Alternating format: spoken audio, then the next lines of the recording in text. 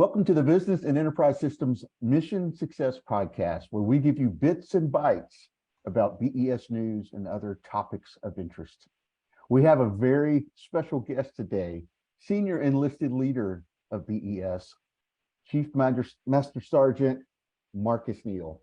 Chief Neal, good day to you, sir. How are you? Good day to you, sir. How are you doing this morning?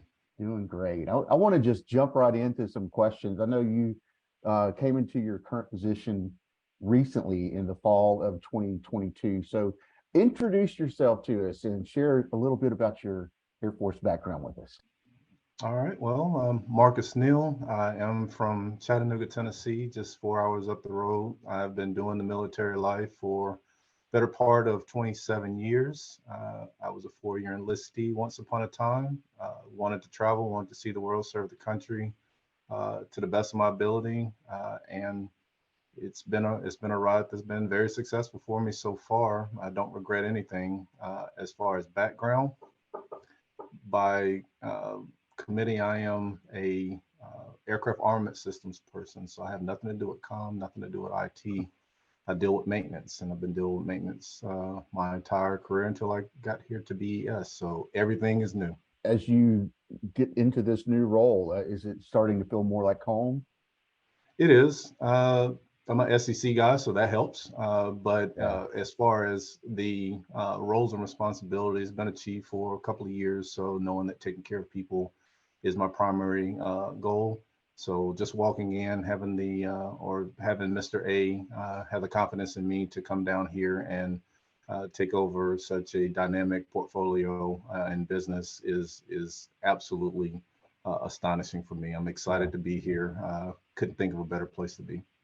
And as you talk about that, moving into this new role, as the senior enlisted leader, can you explain to us what your responsibilities are in this role? Yeah, sure. I get up every day to take care of airmen. I don't know how to make it any more simplistic than that. I wake up, put this uniform on, knowing that I can go out and be the buffer, be the voice, be the leader, be the rock for someone who needs a little bit more assistance that I can provide by services, by mentorship, leadership. Sometimes it's just a bended ear to see what those concerns are, and more times than not, people can talk and advise themselves once they've heard it in, third person to say, hey, you know what, I've got this, chief. I just wanted to bounce some ideas off of you, and I'll be able to go execute that with a little bit more confidence. So as long as I'm able to do that, I think that's exactly what I am designed for, built for, and why I was chosen for this position.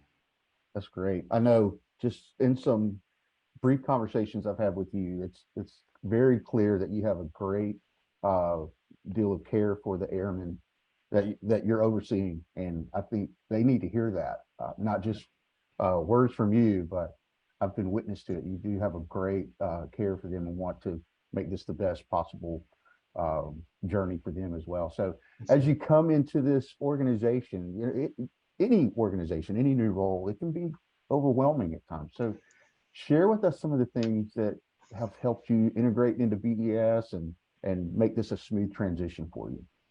Well, I'll be completely transparent.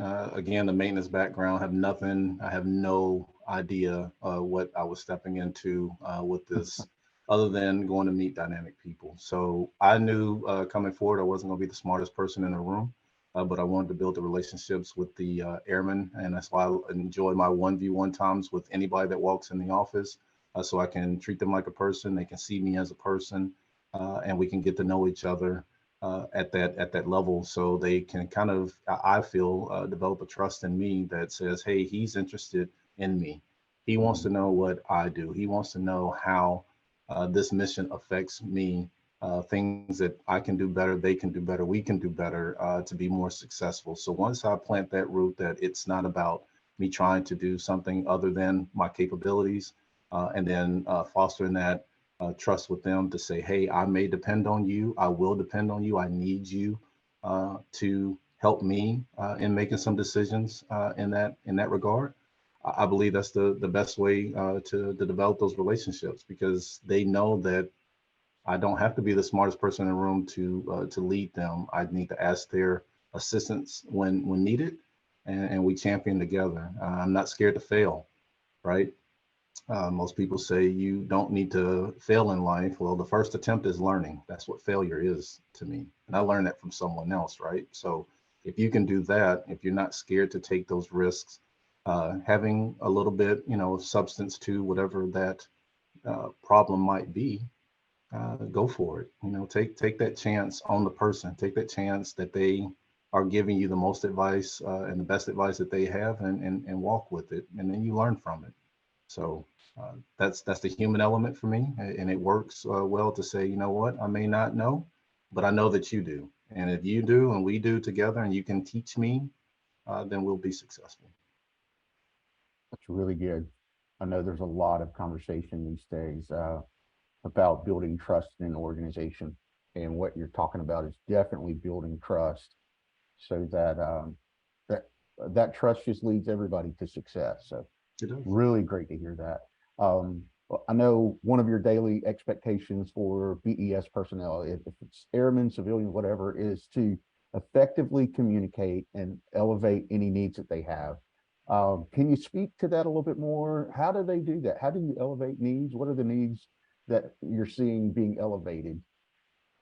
Well, I'll jump in with this. I think that effective communication moves everything, right? If you can't communicate, you can't go forward with anything in progress, because you may not that message may not be heard. It may not be received the way that you intend, and then you're just stuck. And you have to revisit, so you're not making any kind of progression with that. It People perceive that anyone needs uh, to be heard, and that's true, right? I need to be able to tell you, I need to have confidence in you that what I'm giving you is vital information to make a decision, especially in these roles. And when I'm not able to do that, when I don't understand, it becomes a hindrance. But you have to be able to effectively communicate and effectively listen.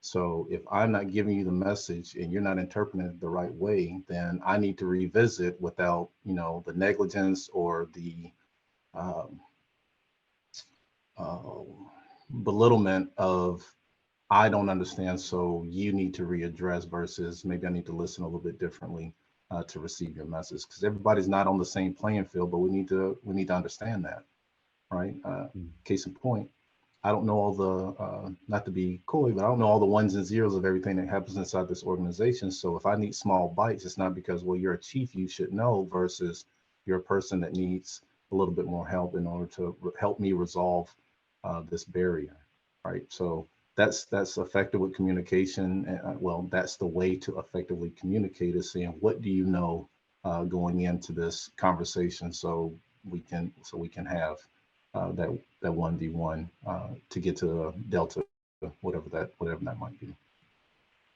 Really good. Now, as we talk about communication, we can't help but bring up teleworking. It's been a huge part of the world for the last few years. So teleworking has many advantages. There's also many challenges. When we speak in terms of challenges, can you share with us some of the what you think are the disadvantages that airmen are facing in that remote environment? And I don't know, how can teleworking be used as an advantage when maybe there are some challenges? How can it be used as an advantage to overcome those disadvantages?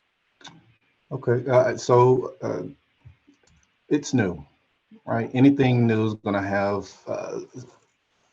failed expectations, because you're all trying to work through and navigate how that posture is supposed to work. Teleworking in a disadvantage idea for me is that new onboarding, right? You have a person who just got here, doesn't know the land, doesn't know the locals, doesn't know the layout, trying to find their way around an organization, trying to find out what the structure looks like, and the people aren't present. The oversight for on-the-job training, things that need a touch point to say, hey, am I doing this right? Because when I hit enter, this is going across to the customer on the other end, and a person being able to say, hey, before you do that, let's talk about it, right? Let me see what you've done in a progressive nature in the training that you are trying to receive. That's important to me. The social piece of it is important to me. hey, I'm important, right? You're going to take out some time in your day to come and make sure that I'm okay with doing what I'm doing. Um, and it's just part of human nature. But if you are that 3 level, you are that new hire, and you're figuring it out on your own, and I get to see you once, twice a week to say, "Yep, you're successful," um, that could have some dire consequences. You don't know if they're doing it right. You're not, unless they send you stuff, and that becomes more work than it is a benefit. So, are we wasting more man hours by reinventing that loop to say, hey, send me what you've done so I can check it before you send it out, versus I'm a over the shoulder, make sure we do this once, execute and move on. Um, for me, I know that teleworking itself is a crutch.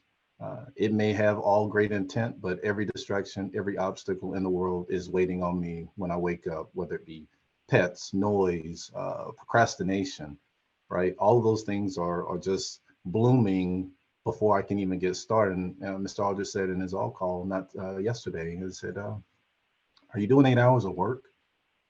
And is that 8 hours costing you 16 hours of being in front of a computer because you have different pockets of time to get to 8 hours versus that continuum of 8 hours of deliverable, executable mission, right?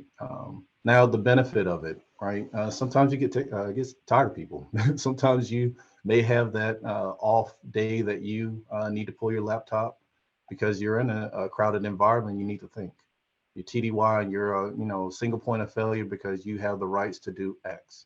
Well, that shouldn't be able to stop you. But if you need some time, if you have that autonomy to go back and say, you know what, this is a better environment for me today, then take it. That's a great benefit. Being TDY and doing things on the laptop doesn't mean that you physically need to be in the office in order to execute, but it also gives you the ability and flexibility to say, I can still take care of things that are needed uh, and not have to sit here at my desk in order for that to happen.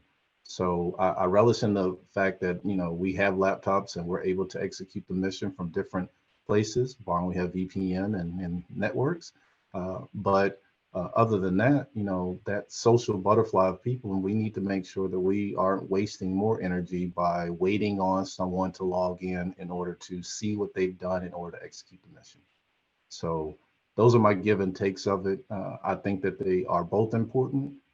We just need to make sure that we're utilizing that time that's given to us and not overexerting ourselves because we have time for time, because you don't. You're not going to get it back. So. Right. Um, I mean, what this discussion with advantages and disadvantages, I heard someone say years ago that really balance, there's no such thing as balance, because when there's balance, there's no motion. All So right. there's always going to be advantages and disadvantages, and we just have to work through those tensions and those cycles. So, but I appreciate what you're saying, that there is both sides. There are advantages and disadvantages, and All right. it's great to see that leadership is saying, let's work through this rather than settle for one or the other. So, Yes, sir. And I'd like to offer one more thing before we move, yeah. especially when we talk about balances, because I think we've had that discussion before. Um, there's a pivot point.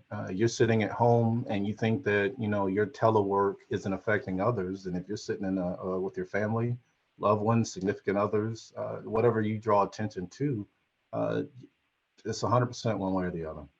You give 100% to that time or you don't. Saying you'll be back in a minute doesn't necessarily affect that 100% towards work to get it done. And then sitting on the couch or wherever you are and not being present for your family, it just says that what you're doing is more important than them. So you just have to find that, you do have to find that where you're going to lean in to mission versus family. And there's something it's going to have a cost. Single airman under orange, congratulations, right? But mom's calling on the other end of the phone and you might be working, right? So there's a difference, but at the end of the day, you're going to have to give your abilities to something, and distractions are occur on both ends. So uh, something that you just need to, I think that's just something people need to realize overall. Good stuff. So all of this is just part of a bigger conversation, I think, about culture, the culture of an organization. So what do you think is good company or organizational culture? What does that look like? So I fought with this question a little bit, and I'm glad that you asked it. My biggest thing, if I'm being honest, I'm gonna go a little bit off script. Just acknowledging that everybody's different and they can bring something to the organization. They don't have to look like you, sound like you, be like you. They can be them, and they have value. When it has to be one lockstep uh, type of person, then are you really flourishing in an organization? And the answer is no, right?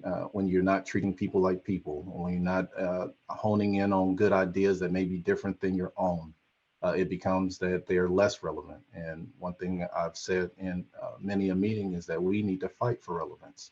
We need to make sure that we are taking care of those who don't feel like they have a voice to say, you know what can you bring to the table? Because it only takes one instance where somebody's forgotten about that great idea just left the room and it doesn't flourish and they could have solved your problem or they could at least made others think about, you know what, I've never thought of it in that aspect and we can do something a little bit different.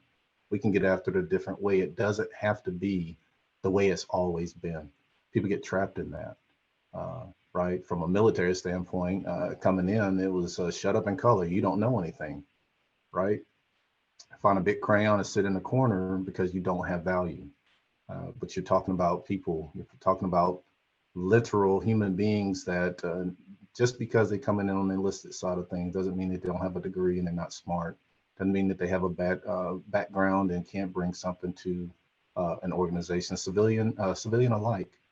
Just because you are a female doesn't mean that you can't be in a male environment and bring something to an organization, and vice versa, right? So those discriminators are things that we talk about holistically from a DoD, military, Air Force, pick your service standpoint. That's what that culture looks like. If I don't look like you, talk like you, speak like you, or have the intelligence you have, I don't bring value, and that's irrelevant when it comes to trying to build, because what are you building? If you're not doing anything different, you're plateauing. You're staying at that level ground, and you will never go towards that peak of performance that everybody says is needed in an organization to flourish. So again, you pick your poison. Do I take a risk on the person who may do something a little bit different? Or do I stay stagnant and just wish that things are going to be a little bit better, knowing that they won't? That's good. That's a healthy culture right there. And with that, I know that as we talk about a healthy culture, red flags can pop up, and it may be red flag with somebody, how somebody contributes to the culture. But what about work ethic and just that contribution to the culture? Um, what are the red flags that you see that pop up where you think, okay, we may need to address this in some way because it may have a negative impact on the culture you're trying to build? That's a fair question. I think it goes back to valuing people, but a red flag that people don't, well, I believe that people don't pay attention to until it's too late is just 100% green culture. Everything's swimmingly well. Everything, all the metrics are good. Everything is just as perfect as it can be, and you know very well that they're not. Are you feeding the 100% one of one because that's what the boss expects? Are you saying it because you haven't looked? And are you taking those new ideas that's going to bring you into the yellow or red in order to make it more effective with some kind of get well date? So 100% green to me is the biggest red flag in any organization. And it's something that I challenge and lean into to be like, okay, well, why are you green? Why have you been green for 6 years? Are you challenging yourself to be a little bit better in growth?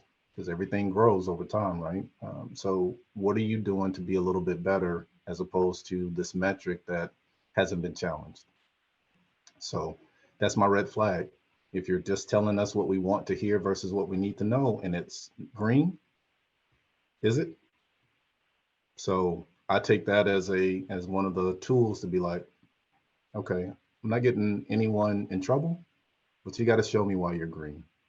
You got to show me why you're so healthy when manning is low, when opportunities have been, uh, at a disadvantage because of the environment that we're in, challenges with money and how you're doing your resources and taking care of people, all those things, and you're just 100% good. I don't believe that, because that's just staleness for me. You know, it's a stalemate for me to be like, well, then we need to challenge you a little bit more, or maybe your team needs some more, things to make green. If you are that healthy, then maybe I need to use your talents elsewhere. Maybe you could take on a little bit more and help the ones that are struggling, and or just tell us how you're doing it, and maybe we can take a glance at how your courses of action differ from what the next organization is doing. But 100% green, that's a red flag for me at any given point. And I've seen great leaders go away because they did fail to see that they weren't green. So That's really good. Hey, even Tiger Woods has a golf coach. So you're right. yeah. You are right.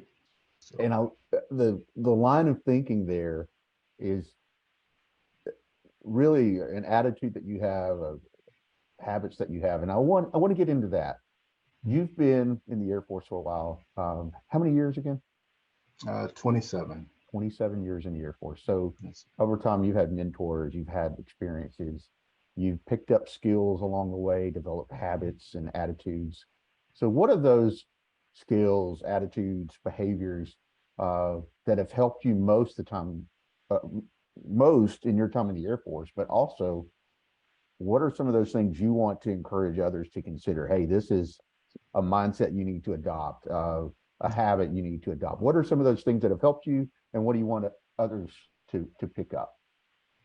So once upon a time, Airman Neal came into the Air Force. And like I said, with the big crayon theory of not knowing what to do and being told everything, under the sun was needed to be relearned. Treat people like people. Know that you didn't, just because you're flourishing now 15 years into your career, doesn't mean that you didn't have a starting point, right? So if you can go back and treat people, remember how you wanted to be treated when you got treated less fairly, and articulate a new message that, you know what, you're valued. That's the reason. Again, it goes back to what I said when we first got it. I get up every morning to make sure that I can take care of people. So if I treat people like if I treat people like people, then they are seen, and that's not, that's everything for me. I had to learn that. I had to learn that from someone who was subordinate to me as well. I was not the best NCO in the world when it came to mannerisms, because again, you develop based off of your airmanship. And I wasn't treated, as if I knew a lot. So I treated people who were subordinate to me as if they didn't know a lot. And I share this at a lot of leadership schools, and there's usually a cuss jar alongside. So I'll spare that part of the conversation. But I had an airman who was working for me. I was a young staff sergeant, and I asked him to do the building details, and I left him to do the chores because the expectation was nose down, head down, do the chores, and be done. It was a Friday. And I saw the young man on the other end of the hallway peeking in someone's office. It looked like he was having a fairly good time with the conversation that we was having. And I just unloaded on him. All hallways, all doors open, looking down the hallway as to what was going on. And later on that night, that young airman came to me and he said, "Hey, Sergeant Neal, can I talk to you once everybody is gone?" Long story short, he and I had a face-to-face 1v1 conversation. He said, "Hey, I'm a grown man. I am 32 years old. I have a life. I have a wife. I have children, and this is the last thing I could have done in the Air Force. This is the last opportunity I had was by joining the Air Force to take care of my family. I've had life struggles, and I'm probably 9 years your senior right now as a young staff sergeant. And what you don't know is I was talking to a master sergeant at the other end of the hallway when you decided to berate me and have everybody take notice. And last time I checked, the master sergeant outranked the staff sergeant, so I gave him my attention. Um, he said, "It would do you. You will go a lot farther if you treat people like people as opposed to the ranks. And from that day on, it didn't go unnoticed that that was my new mission. So you can learn from anybody. Everybody has a story, and you can't ignore that story just because you think your ignorance is in your position, or you can make decisions and have no idea the person that you're talking to. So that's my snapshot of how you learn from those who should be or are physically working for you, and they have a better story than you do at that point. So you can learn a lot by just treating people the same. Symbolically, uh, I enjoy the chief rank, and I enjoy it for probably one reason that may go unnoticed. As the enlisted, we get to keep every rank that we hold on our chest or on our sleeve, depending on the uniform. And that's symbolic to me because I'll never forget where I came from. Uh, I started in the bottom tier and I worked my way up through hard work and a lot of great people that helped me along the way. And then airmen get to see that as well, to see, hey, you have done what I've done, and I can be you one day. So just having that idea, having that visibility, that persona to say, you know what, you can make it too, it goes a long way. So that's the secret sauce. Treat people like people, get to know them, and they will flourish for you. Sir, I've got respect for you, but to hear that story, that just increases my respect for you to receive that, and that takes a lot of humility to hear that and to know it's time to make some changes that Yes. are life changing. Um, the next question is pretty simple. It's what motto do you live by? But I think you really described it. Is there another motto that maybe hangs out sometimes in your mind that you try to hang on to? So I struggle with this one as well. Taking care of airmen isn't necessarily a motto, but I do live by it. I think as I've grown and matured a little bit, I try and live by different mottos, and it's a great day to have a great day, right? You're not promised. There's a lot of things that could be an obstacle. You can do the best that you can with the day that you've given. They're not all promised. Nothing's promised, so you gotta make do to give your best effort towards the things that you can control. So I tell my daughter every morning, it's a great day to have a great day, and be nice to someone. Everybody has that infectious need for just, again, being social. So if you can go out and be nice to someone, you don't know what kind of day they've had, and you saying hello and being nice to them could change their life, literally. So those are two things that I try and use on my day-to-day basis. Something I'm trying to teach my kids is just go be nice to someone, and have a great day. Never never miss an opportunity when it comes to that. So right now, yeah, it's a great day to have a great day. Really good. So to the airmen, to the civilians listening right now, what's one piece of advice you want them to go with from this interview? Oh, I would say know when it's your time to find a better opportunity, whether that be doing 4 years of service, using your skill set and going out back into the civilian sector, or spending the 20 years to grow into and develop into the person that helped you along the way. Just know when it's time to do something for you, know when it's time to do something better.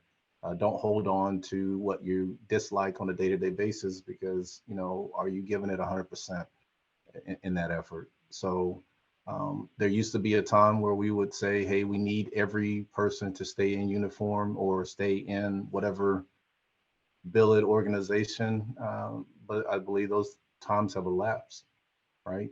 You do it until you don't love it anymore. Once you don't love it anymore, on a great merit, it's time for it to be in the rearview mirror and find something else that you can do that's going to drive you, that's going to benefit your family, or just challenge you as a person. So don't do it, you know, just to do it because it's something that you love to do. And when you know that it's no longer your passion, find something else that drives you, because that's what's going to keep you motivated. What's going to keep you going. Um, so do it until it's not fun anymore, and then find something else to do. Love it. Love it. Now, I said that was the last question, but bonus question. Bonus round. Okay, All go. right. You just said Chattanooga Yep. and SEC. Yep.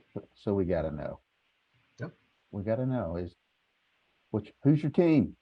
Oh, that's not even a question, and my boss is probably gonna kill me. But hey, I'm a Tennessee ball through and through.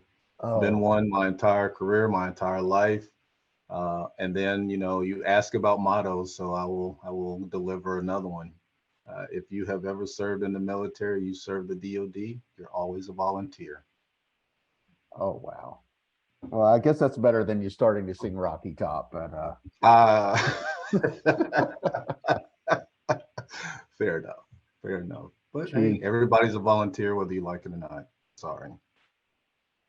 thank you so much, Chief Neal, for your time today. Some great insight, some great things for us to really think about, and it's always a pleasure to run into you. My name is John Owen, your host. Thank you for tuning in to the BES Mission Success Podcast. At BES, we run the systems that run the Air Force, moving money, manpower, and materiel. Until next time.